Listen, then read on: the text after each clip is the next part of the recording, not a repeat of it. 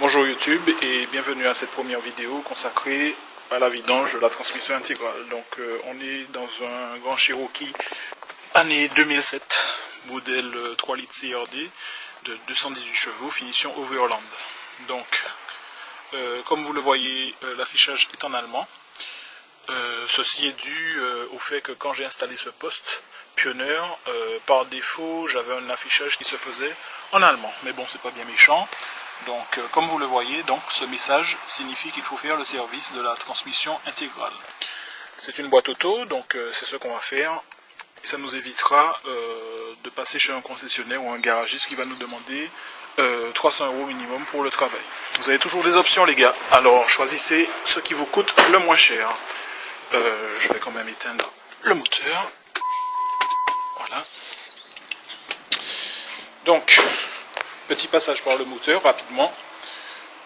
Vous reconnaissez donc le 3 litres de 218 chevaux de Mercedes. J'ai simplement enlevé le cache pour des raisons pratiques. Et donc ici vous avez le petit tuyau par lequel on va faire passer la jauge pour pouvoir avoir une idée de la quantité d'huile à mettre. Donc cette jauge, vous pouvez la voir sur internet pour pas trop cher. Ça dépend des sites, hein. Il y a des sites qui vont vous demander beaucoup d'argent, mais enfin bon, après quelques recherches, j'ai trouvé un site américain qui n'est pas très cher, donc voilà. Donc si vous avez besoin d'informations, vous m'envoyez un mail et je me ferai un plaisir de vous envoyer la réponse en privé. Donc voilà, donc on va passer sous le véhicule et je vais vous montrer comment on va procéder. Donc, ma clé est déjà en place. Et donc ici, on a un boîtier qu'on va devoir dévisser pour effectuer le changement du filtre et vider l'huile de transmission.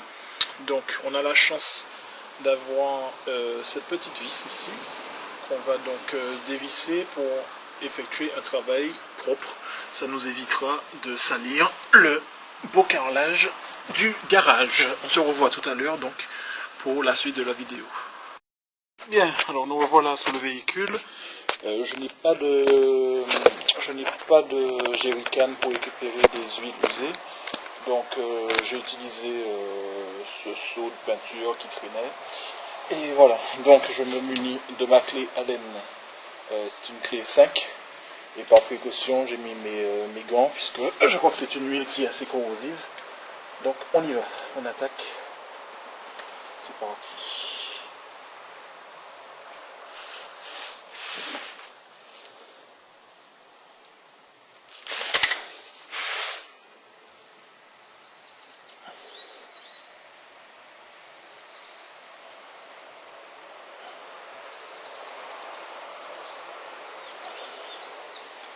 J'essaie de prendre des précautions pour que l'huile ne gicle pas dessus.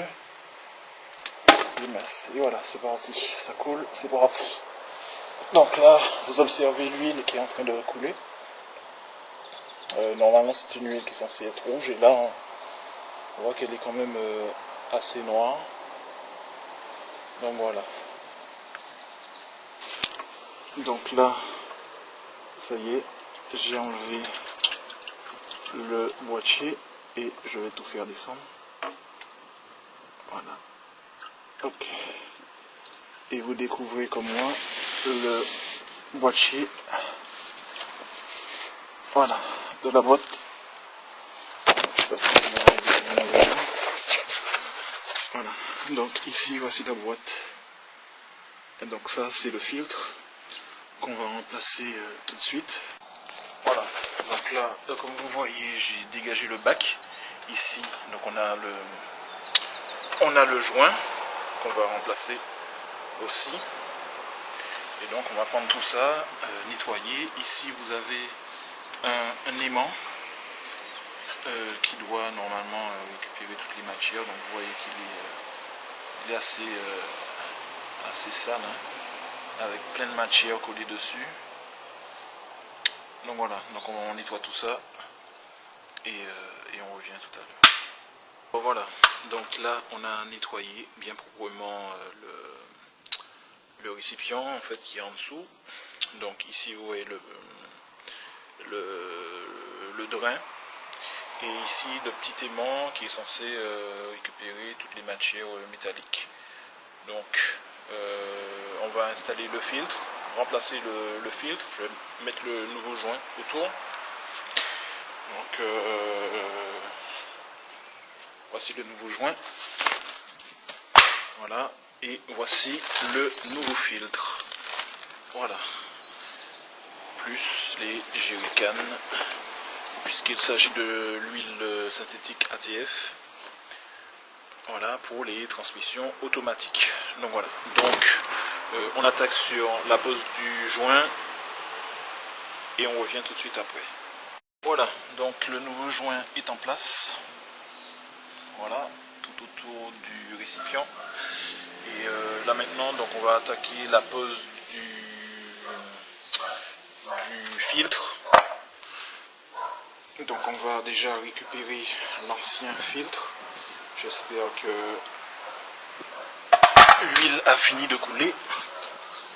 Donc pour mémoire, le filtre c'est celui-là.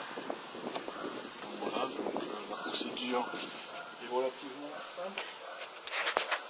Il suffit simplement de tirer. Donc je me place convenablement. Bien, donc voilà, je vous présente le nouveau filtre. Donc tout simple, hein, donc je vais le mettre en place. J'ai perdu un gant dans la bataille, comme je vous expliquais, l'huile est très corrosive. Donc voilà, donc on va essayer de faire ça proprement.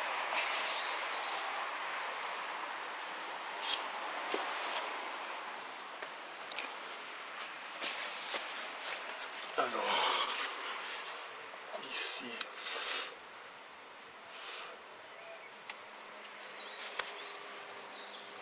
on va placer le filtre. Voilà. Ça y est, c'est en place. Comme je vous expliquais, aucune difficulté particulière.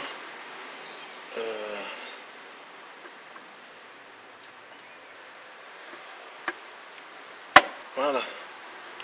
On a entendu le clic.